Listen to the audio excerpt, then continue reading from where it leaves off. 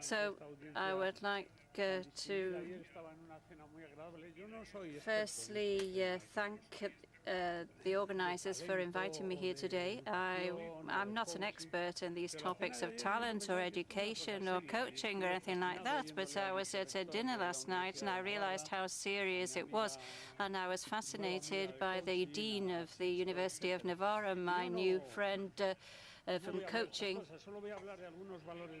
And I'm not going to talk about that. I'm just going to talk about a few of the values of science, research, and our experience in setting up a center, the International Physics Center, which could be could be an example of this. So really, for me, this talk is quite difficult because pure physics is very easy to do. It's sufficient for the audience to understand a third, and the other third doesn't understand anything. But everybody understanding is a bit more difficult. And secondly, I'm not here to provide solutions. I don't think we can at the present time. We can't solve the crisis with talent or anything like that, because everything you decide on today is going to be the long term. Now it is essential to prepare Navarra for when we come out of the crisis. That is an important point. So if any entrepreneurs have come here thinking by listening to me, I'm going to help them solve their problems, I'm afraid they're going to be a bit deceived, a bit disappointed. I was at a meeting with the economist once, Almunia, and when I started my talk the next day, I said I've got two pieces of news, one good one and one bad one. The good one is that I believed that I didn't know how to come out of the crisis, but others did. But yesterday I realized that nobody does. So this is quite a delicate situation. And the companies do enough for trying to survive. It's difficult. And like Machado said, the shoots which could be straight or twisted live as they can or manage to survive as they can would be the translation.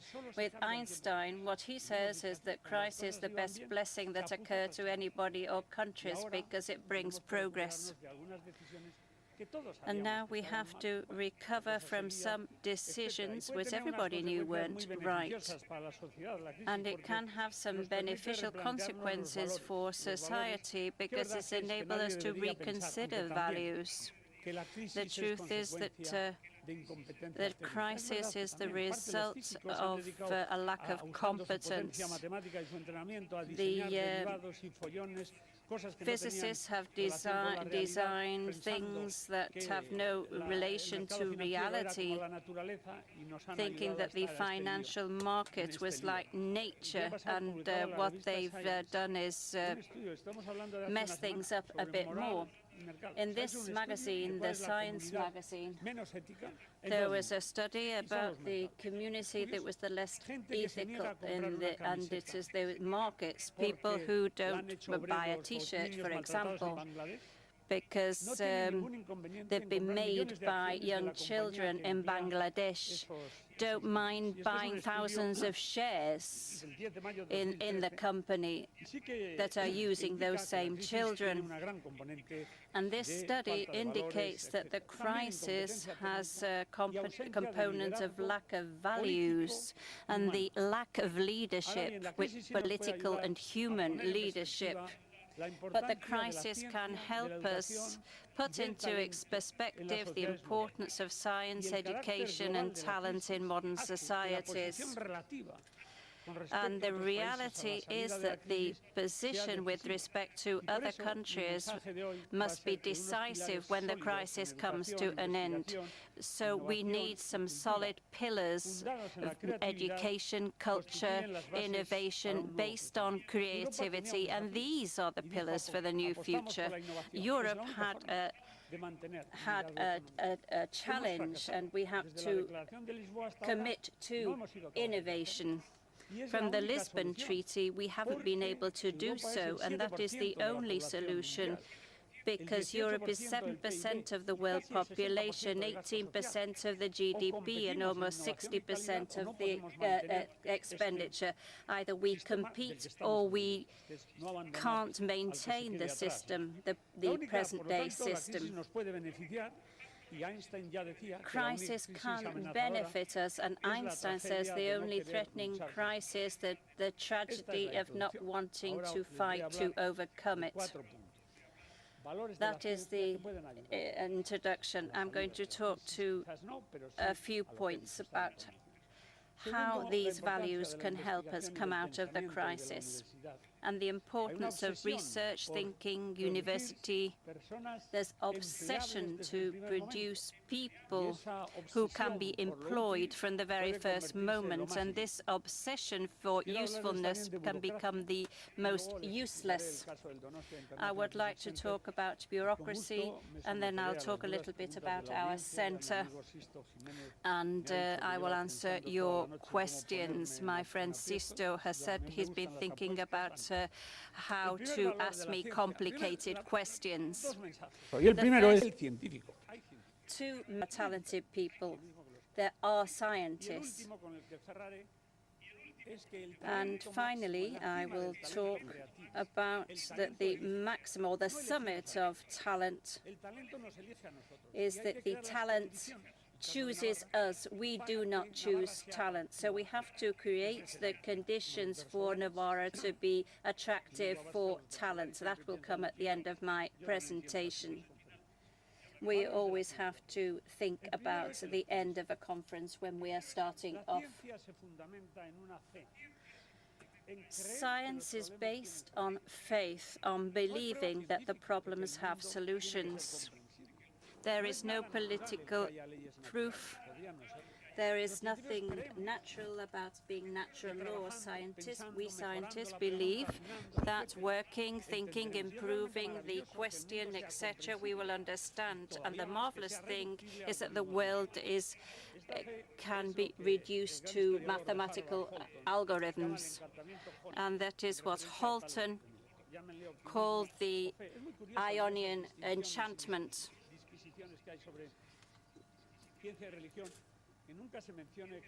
And talking about science and religion, we never say that science is based on this. The second value is the long term. We are all links in the chain, and therefore what each one of us does is important. And on another line, the continuity of the policies of the administration of the companies is essential. Interruptions or discontinuity break with the credibility and break the process. What in Spain has taken 30 years in being created can disappear in 5 years. And I insist that we should injecting loads and loads of money in solving the problem, because we believe that it is necessary, but sometimes the vision should be more short-term, with a balance of costs and profits that can have disastrous consequences. For example, eliminating the real competitiveness and talent and not guaranteeing the future. Therefore, the long-term solid agreements to be able to continue with the policies. I go to Germany a lot. There's a state agreement between all the parties. The increase never is below 5% in the budgets earmarked for education, for example. First of all, optimism, and secondly, long-term. Thirdly, complexity. Science analyzes complicated aspects, and a good policy like good science. Don't take notes. I'll give you my text later on. Don't relax and listen. So the good policy is politics is only possible if the decisions bear in mind facts and not just ideologies and the uncertainties that accompany these facts. Today, more than ever, we require politicians. I'm The mayor and the president aren't here, and I'm sorry about that. We should bear in mind the reality and not just base ourselves on ideologies.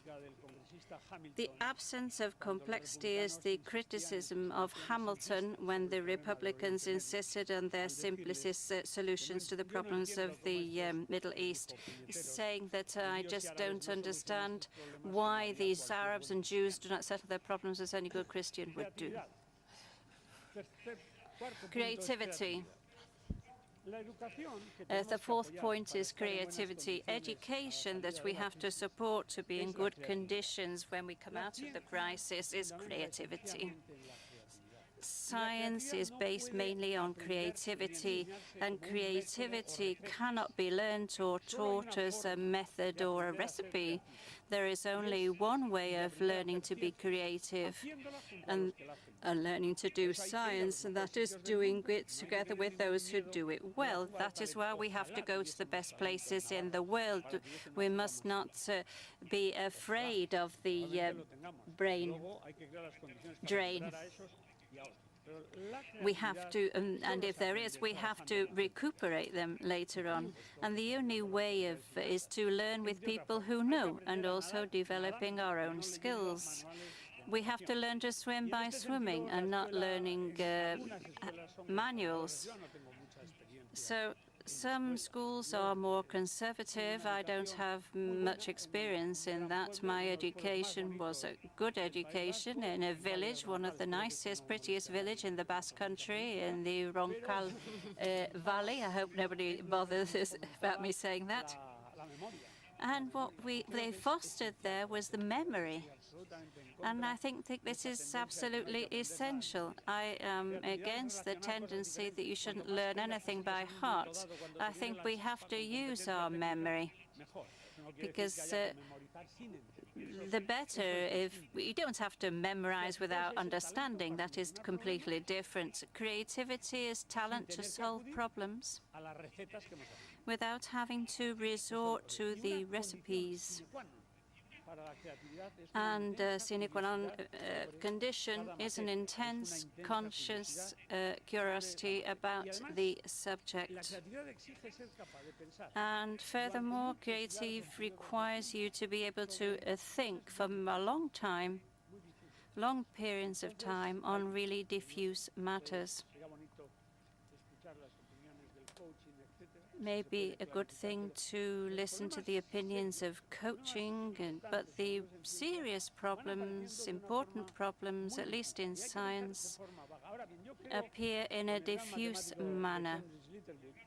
And I think with the Littlewood, a mathematician, said that creativity requires 4 phases: preparation, incubation, illumination, and verification. Preparation, and here coaching is necessary or is important. You have to remove the problems and focus on what is essential, fine-tuning, and this requires technical competence, technical skills. It's technical aspect doesn't guarantee creativity. If there are, this could give rise to trivial repetition, and if not, the project will not survive. I'm going to give you an example of this. This is a bull painted by Picasso. My first reaction when I saw this, I think, well, I could do that. Why not? But the technical competence of Picasso, let's have a look at the whole process, bull after bull, to reach the final state. He had to have technical competence. Or Mozart, who listened to Bach, and he could repeat all the sonatas. This preparation is is a conscious. And then we go on to the next stage, which is incubation.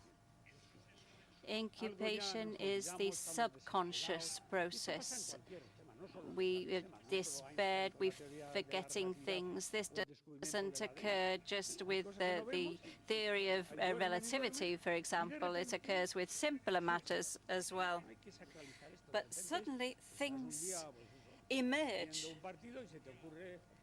Maybe one day you're watching a match or something, and then something lights up and you realize things. So that comes from the subconscious to the conscious level. It could take days or years. It occurs normally when the mind is relaxed. So we have to foster relaxation in schools, tranquility, silence. Not to be like military barracks. Well, I don't really know what the military barracks are right now, but anyway. What's a marvelous moment is when this emergence, the DNA, for example. For example, when Watson and Crick saw that the 4 bases of the genetic code came through the double helix. The way that they are articulated show how a generation transmits their features, their traits to the other generation. It is the secret of life. It is the moment when Watson sees that A has to go with T and G has to go with C. And if they're divided, they will have to replicate the characteristics. This was a moment in time which must have been marvelous. And so the person who suffers this at a smaller scale, it is a magical moment too.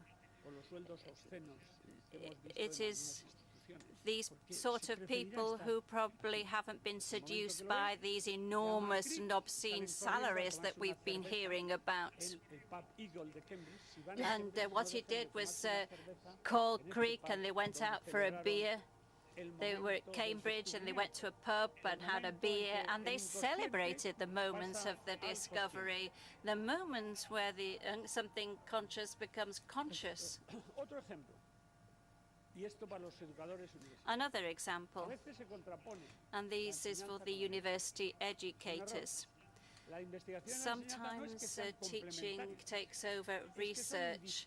It's not that they are complementary, they cannot be distinguished from each other. One of the jewels of universal culture is the periodic table of Mendeleev, who discovered the formula for vodka, the Moscow vodka, which is one of the best vodkas. And here's the draft.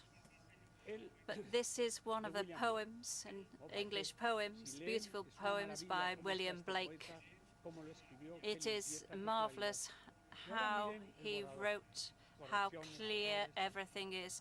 But now have a look at the draft copy. Everything crossed out. The same as Medvedev, the same creativity in science and culture, above all, creativity.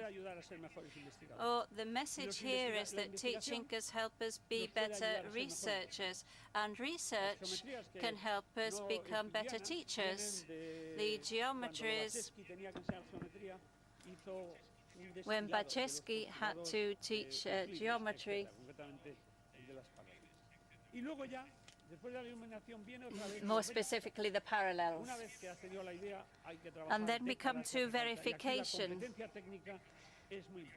And we have to work for decades on this, and here competence is very important. So we have to foster all these phases. We have to have meeting places. We have in the research centers, there are informal centers where people get together, they talk about politics.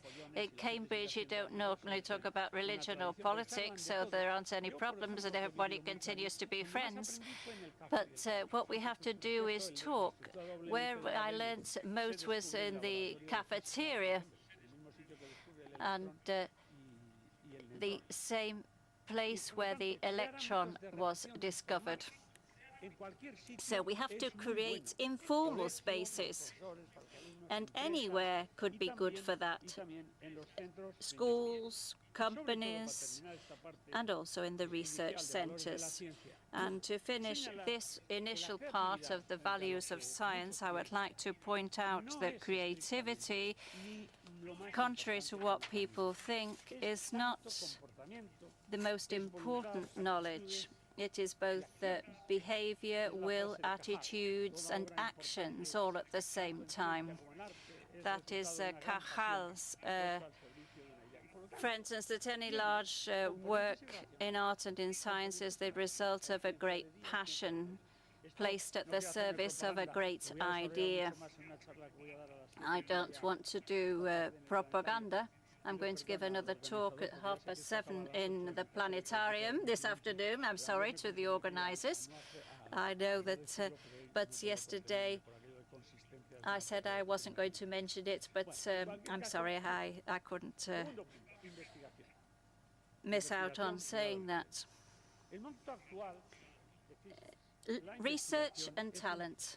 At the present time of crisis, research is tempting. It's very tempting to have cuts. And it is dangerous because people don't realize the essential role played.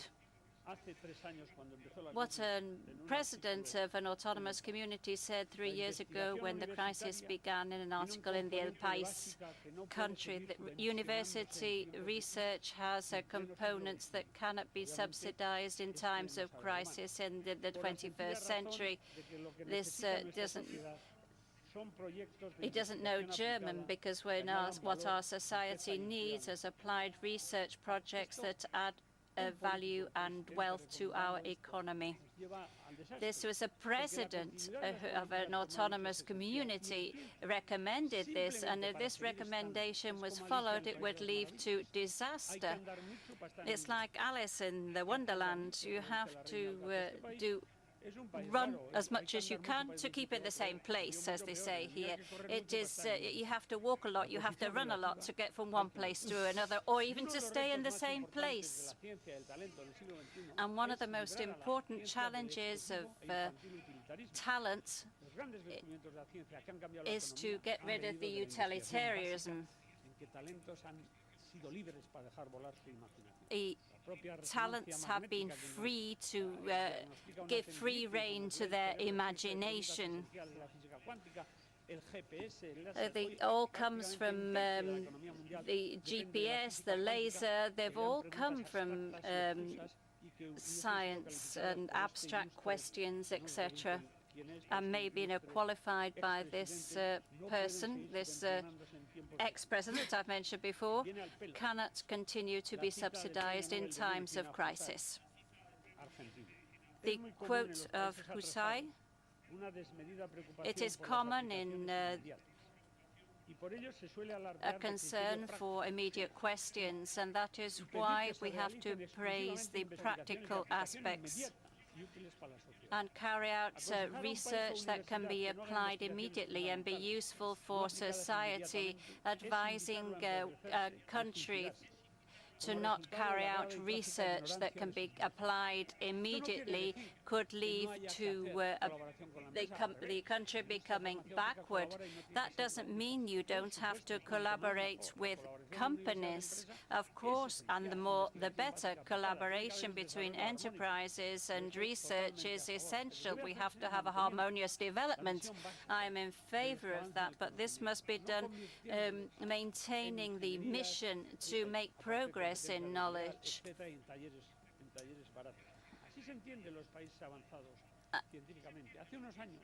That is how the scientifically advanced countries understand that. Some years ago, the ugliest of the companies said, "A moment of truth for America. Our education system and its education programs in the advance of our knowledge Without the adequate federal support, the research level in the universities would deteriorate, and the American industry would no longer have access to basic technology and scientists and engineers who have served well to the interests of America. Respectfully, we request them to maintain the support to a research program with a forward-looking vision. This is the president of General Electric, the IBM, the president of all of these companies. And the New York Times pointed out that 65% of the progress made, technological progress in the American industry, is based on patents that have used basic science and basic references. For talent, fostering research in our research centers helps towards the development of society because of the people they produce, the people with their creativity and innovation. And in one word, the societies that are concerned about their knowledge create a climate of excellence in the treatment of the problems that affect the rest of the activities. And some of the discussions debates that we are seeing here about the risks, dangers that exist would have no meaning if the society wasn't scientifically informed. The smaller a community is, and Navarra, this region is small, the more important is education for it. A small community, a small region can only survive through the highest quality, Echenique effect again. Please connect the devices. I'm asking for help because it's gone. I don't know what to do. Please help me. Something was wrong. It's absolutely true. Science is what a father teaches his daughter, and technology is what the daughter teaches her father. It's an absolute truth. Gracias, jefe. Vamos a tener tú y yo una relación. We will be absolute friends. We'll develop a deep friendship after this. So as I was saying, quality is important in all spheres. That can only be possible when the most important approach is education. That's what happens in Scandinavian countries. We don't know what the future will look like, but we are sure that it won't be as we expect. So ideas to construct that future, the past ideas will not be good for that. And this cannot be done with great designs, great plans, great laws, great contents. Law after law, bill after bill in Spain. This system is over-regulated and under-financed. So the only way to do good education is having well-trained, well-motivated, well-paid and well-recognized teachers. We always speak about policies, laws, bills, but we never give a damn for taking care about those that teach. So let's time to speak less discourses, and to do more. So that can be a good headline for the press, for journalists. In the past, information was key. Absence of information in the past was absence of knowledge. Great fortunes were made by managing information. Today, excess information is absence and equals absence of knowledge. So it's really important to learn how to use information and make the most of time. Time is the greatest value to us. So same as we need to learn every day, we also need to learn to live, to coexist with increasing ignorance. We need to accept that as we have to eat every day, we need to learn every day. We cannot survive as in the past, when acquired knowledge at school was enough for a living, for a whole lifespan. So Specialization is a mistake. Of course, we need specialists, but there will be great changes. So the knowledge of basic principles and also some skills, some attitudes is more important than specialization, regardless of how much importance we give to it. For the United States foresees that a person can have as much as 14 jobs from the time the person leaves university to when he retires. Max Perutz, he discovered hemoglobin. He was director of the molecular biology laboratory in Cambridge. So I really admired him. This laboratory produced 16 Nobel Prizes. He said that hemoglobin was a molecular machine. So the Allies, despite he fought against the Nazis, there was a mistake, and he ended up in a concentration camp.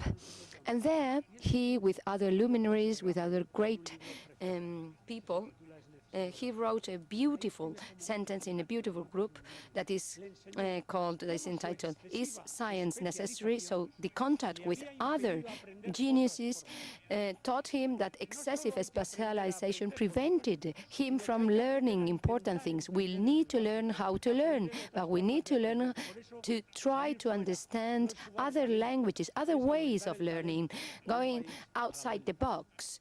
We need to increase the talent of our country when going abroad and coming back.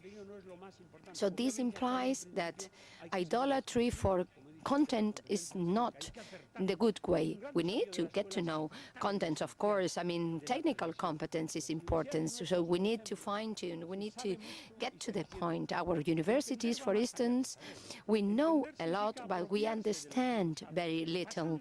Understanding goes beyond knowing. It's making us, it goes through a personal filter, so that once acquired, it becomes an instrument to adapt to the changes that are unforeseeable. An example of the teaching I'm thinking about is the awakening passion for what we do. Anne Sullivan teaches Helen Keller how to write. She was deaf and dumb. So when Helen Keller realized that words had a meaning, she learned exponentially, because inside her a passion awakened, a passion to learn, to know what's the secret behind this. Anne Sullivan's teachings concentrate on the sentence, "I never told her anything that she didn't ask." It focuses in trying to awake love for what you do. So a university teacher can teach very little things, very few things. So even in in some cases, knowledge is unnecessary, but we can awake the affection for what we learn. This is the best educational system. I wrote these 3 Ps: play, passion, purpose. So this was ready for England, but that can lead to something, well, that wasn't my intent. So teaching, education should always be open, trying to awake passion. St. Augustine mentioned that when commented on Cicero. When reading his writings, my opinions were changed, but it also changed my affection. So the competencies, the skills that must be taught is teaching how to solve problems, decide, taking decisions, communicating, working in teams, information technologies. I've lived a lot in Anglo-Saxon countries, and the great difference with our system is the capability to communicate. Our students do not know how to communicate. They have PowerPoints, emails. They don't know how to communicate. So there is a series of skills, competencies that are absolutely essential. Information technologies, teaching how to make decisions, how to communicate with others, working in teams. I mean, that's essential in science. Science, above all, is creativity, first of all, but secondly, communication. Teamwork and information technologies, key points. I want to say today it's the value in market for our students, and the President of the Government of Navarre expressed her concern on employment, that we need to be confident on ourselves in flexibility, in mastering techniques that are important in a nutshell. In the past, this was a luxury. Today, it's a need, a passion for learning. That is why in a university whose main purpose is to provide companies with professionals that are employable, in my opinion, this is not a right approach. We need to go and see the best universities in the world and see how they work. Thirdly, bureaucracy. We always underestimate the demolishing effort bureaucracy has on institutions, a demolishing effect. Any type of institution, both in university institution, we don't give importance to the profoundly destructive effect of bureaucracy. So we draw laws, we make laws, but at the same time we prevent creativity. Regulations tend to demolish creative talent, so we tend to institutionalize politics. And I'll give you an example to illustrate this, and I see that you are getting a bit tired, so I'll tell you that a talk like this one cannot be maintained. Recent studies carried out by the University of Cambridge state that attention span is about 15 minutes, regardless of how brilliant the speaker is. The University of Harvard and Cambridge, the English university, published a study that stated that 15 minutes. After 15 minutes, highly motivated and emotionally prepared audiences concentrate on wild fantasies of any type, including those you are thinking about right now. So I'm not going to ask for your forgiveness for the good times you are having right now, living your imaginations run wild. So some months ago, I traveled to London, and I was on a meeting for a committee. So the president of a great company had some tickets to go and listen the unfinished symphony by Schubert. So I couldn't attend, and he couldn't attend. I gave his ticket to the staff director. The day after, he met him and asked him, how was the concert last night? And the director answered, you will have my report submitted tomorrow morning, first thing in the morning. So the director came back the day after and read the following report. Report about attendance at a musical concert dated blah, blah, blah.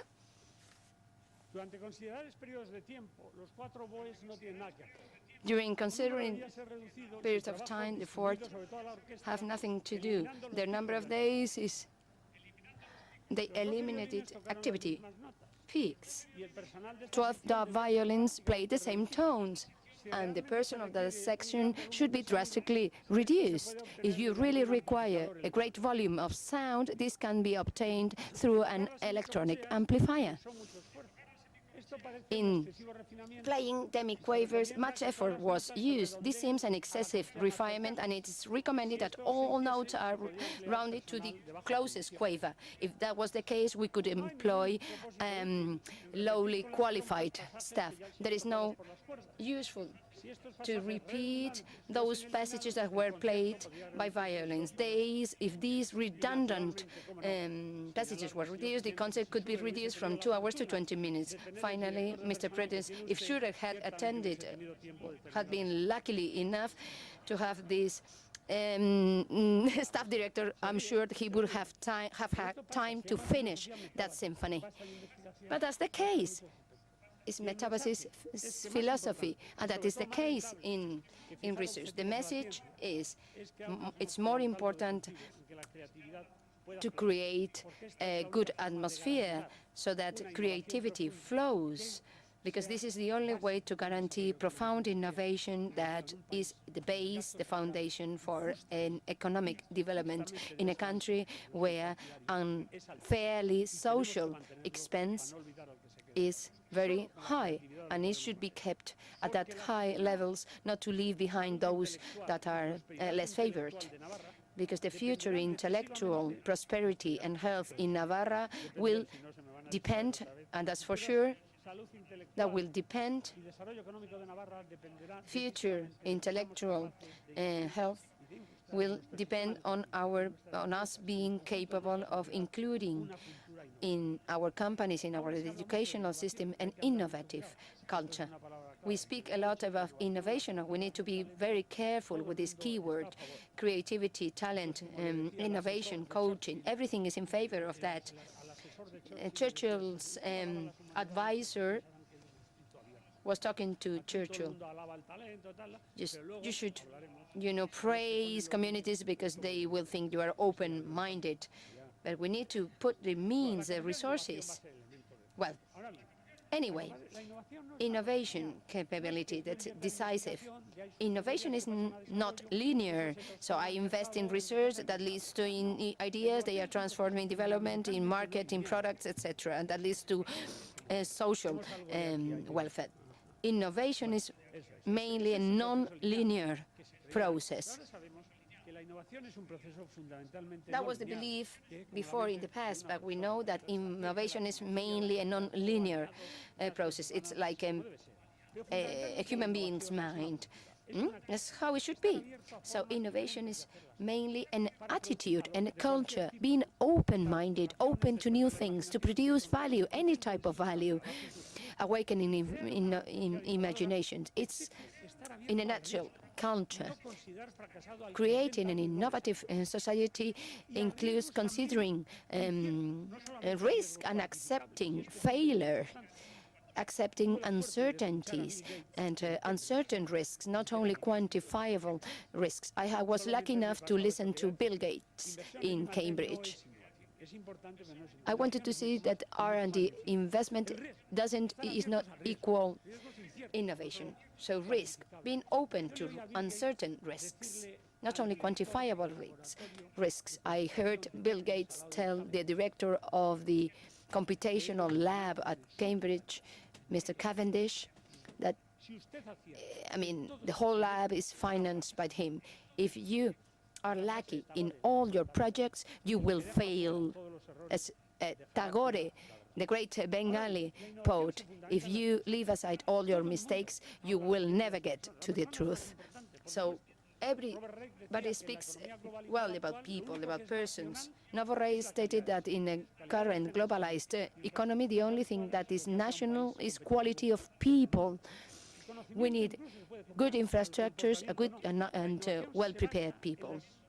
This is the only way to advance. Innovation is based on intelligence and people's behavior, and it requires emotional intelligence apart from, not instead of, knowledge, apart from. By adding up. So if we will really believe on that, we need to be consequent. We always speak about education, ethics. We shouldn't be full of words. Everybody speaks about Europe, the Lisbon Declaration, etc. What happened in this crisis, after this crisis?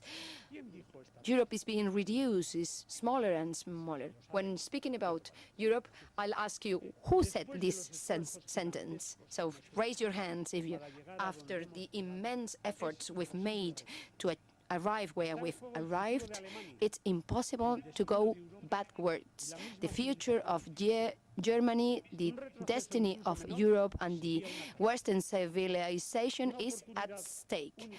Going backwards would be a catastrophe. A unique opportunity as this one will never repeat in many decades. So I declare that my political destiny is linked to this cause, to this approach. Who do you think said this phrase? Kohl, Adenauer? We can run a voting, if you like. Hitler, in a letter to the Pope. What's the main message? If we do not really believe in what we said, if we are not consequent, we run the risk to what happened in Europe. Setting ambitious goals with no concrete specific results due to the incapability of going to the particularity of coordinating the different goals. So those important principles. After this, I would like to explain you our specific case. We tried to transfer these principles to the Donostia International Physics Center, to the DIPC, a center I have the honor to preside. It's a teaching community. DIPC, it's written with gold and silver atoms. That's the Democritus dream, the Greek dream. So this center was founded on the University of the Basque Country, but with people coming from many departments, not all departments. That's where bureaucracy starts to play. So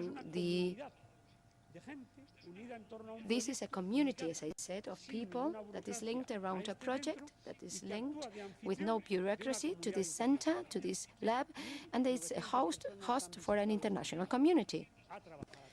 1,900 people have visited this center and have worked there over the last decade, from days of 3 months to years. And they've created the Anagune Center, and it is based on 2 basic ideas. This is San Sebastian in the year 2000 in the Google photograph, and that is what it looks like today. The recipe for success have been the best minds. Talent is global. Science is international. It goes beyond cultures, races, and even generations. Yesterday, the Príncipe de Asturias was given to Peter Hicks. The award was given to Hicks. It is a collective work. Just to the humanity all join together to learn. And also for the recipe creative atmosphere. There are no strategic plans for creativity. There can't be any. And very important, too, is fostering the relations with spaces, quiet spaces. We don't have a passion for meetings. No brainstorming. I don't think that's very good, but everybody has their ideas. If people are the most important, the leaders should be able to recognize this. We mustn't forget that an idea always arises, emerges in the mind of a person. And that is why the best groups are the ones where a normal person does a good work, and the bad centers are those where brilliant people do disastrous work, and that occurs at times. So the creative part. I am enjoying a lot that you enjoy my talk.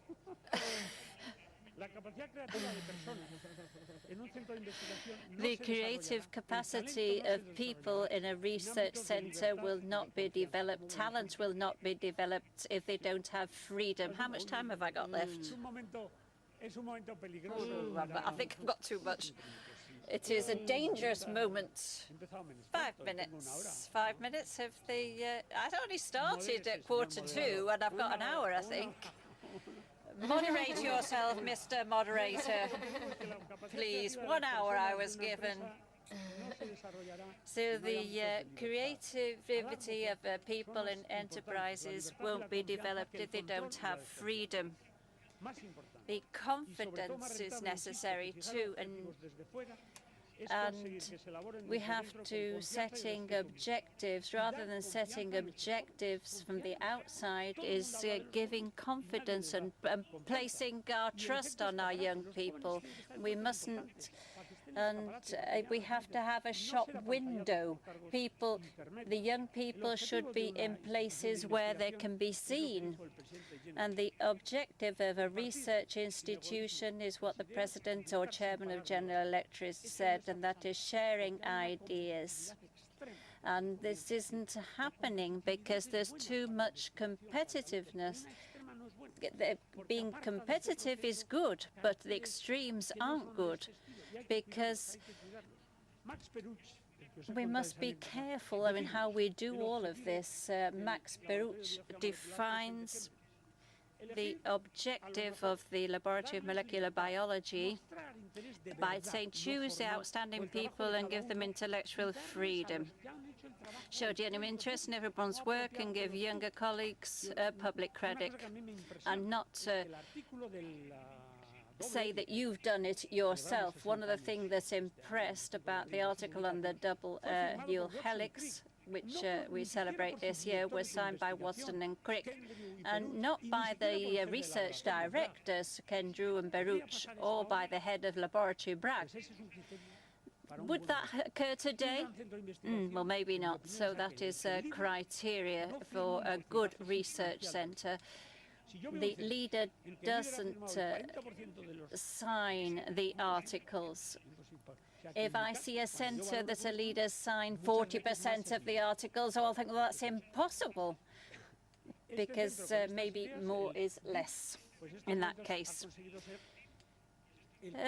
DIP has managed to achieve 55% of the intellectual production of the Max Plan in Berlin. And that is where the idea comes from, the best ideas.